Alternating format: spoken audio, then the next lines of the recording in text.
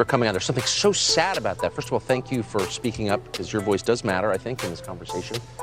But you felt what every young woman I've ever met felt at a certain age, which is uncomfortable with yourself. And it feels like you were exploited at that moment of weakness.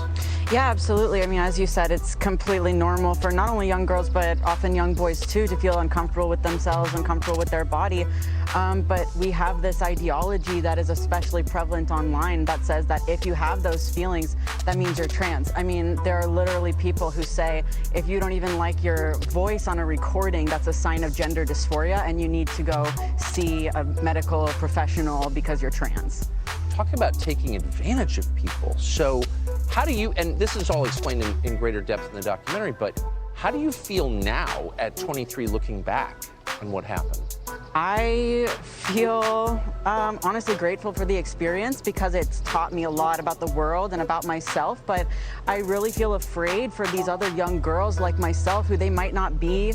You know, I consider myself lucky that I was able to get out of it unscarred really medically, but there's so many young people who can't say the same, and psychologically as well. I mean, it's just devastating to, especially from a young age, be lied to by adults at school and by medical professionals and told that your body is wrong, you need to change it, you need to get hormones, you need to get surgeries.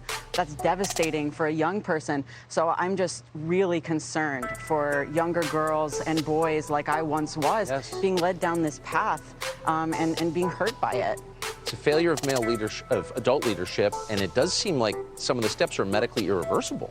Absolutely. I mean, there's all sorts of, you know, the White House actually just put out a chart yesterday that says that some of these steps are reversible or partially reversible, but that's such an oversimplification of the truth. I mean, when you go on a cross-sex hormone, like, that's going to give you not just physical changes, but psychological experiences that you can't just act like they never happened. You can't just take it back. Yes. And especially with surgeries, you know, a breast implant after a mastectomy is not the same thing as never having your breast taken off in the first place. So there's a lot of young women who are going through that, who had a double mastectomy at 16, 17, 18 years old, or even younger, that happens, who, you know, there's nothing you can really do to put that feeling of oneness and safety in your body back. It's heartbreaking. I hope people are hearing you with open minds, with tolerance. Are they?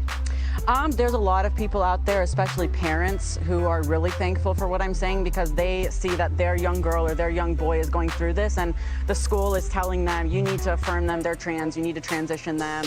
All their doctors are telling them you need to transition them, and these parents, they know that their child should not be having these cosmetic procedures. So there's a lot of parents who are really thankful.